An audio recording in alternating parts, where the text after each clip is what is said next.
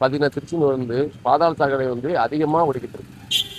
சரியான சாலைகள் கிடையாது, பாதாள சாக்கடை வசதி கிடையாது, எதுவுமே திருச்செந்தூர் கிடையாது. திருச்செந்தூர் வந்து ஒரு முதன்மையான நகரம், இரண்டாம் படை கொட்டப்படுது. இது பார்த்தீங்கன்னா வாரத்துக்கு மட்டும் 2 லட்சம் பக்தர்கள் வந்து வந்துட்டு போகிற இடம். ஆனால் இங்கே சாக்கடை தவிர வேறு எதுவுமே கிடையாது. இப்போ ஓடுறீங்க ஓடாத நாளே கிடையாதுங்கிறது தான் உண்மை. இது போக சாலை சரியாக வசதி கிடையாது.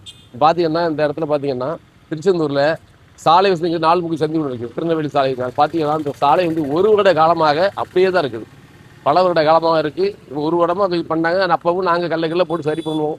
திருச்செந்தூரையும் செந்தூரையும் அழைச்சி அதிகாரி யாருமே செயல்படல. இந்த சாலையை பார்த்தீங்கன்னா இந்த சாலையில் தான் வட்டாட்சியர் போகிறாரு, கோட்டாட்சியர் போகிறாரு, எல்லாத்தையும் சாலையில் தான் போகிறாங்க. ஆனால் அந்த சாலையை யாருமே கண்டுக்கல. பக்கத்தில் பள்ளிக்கூடம் இருக்குது, கல்லூரி மாணவர்கள் மாணவிகள் செல்லும் பாதை, அதிகமான வாகன ஓட்டிகள் வாகனங்கள் செல்லுற பாதையில் வந்து சாலை சரியில்லை.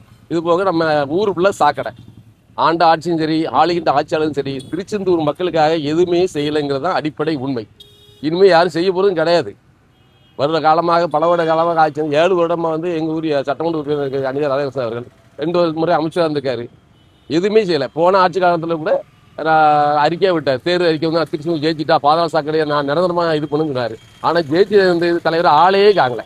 இன்னும் சாக்கடை அப்படியே ஓடிக்கிட்டு இருக்கு. பக்தர்கள் முருகன் கடலில் காலை நினைத்து உள்ளே வராங்களே தெரியாது. ஆனால் திருச்செந்தூரில் இப்போ உள்ளே வர்றதுக்குள்ள பாதாள சாக்கடைய காலை நினச்சி தான் உள்ளே வரணுங்கிறது தான் திருச்செந்தூர் மக்களோட நிலைமை, பக்தர்களோட நிலைமை.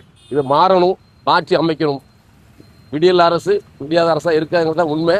ஆனால் விடியல் அரசு விடியல் இருக்கிற தாவேக்கு அரசாகுது.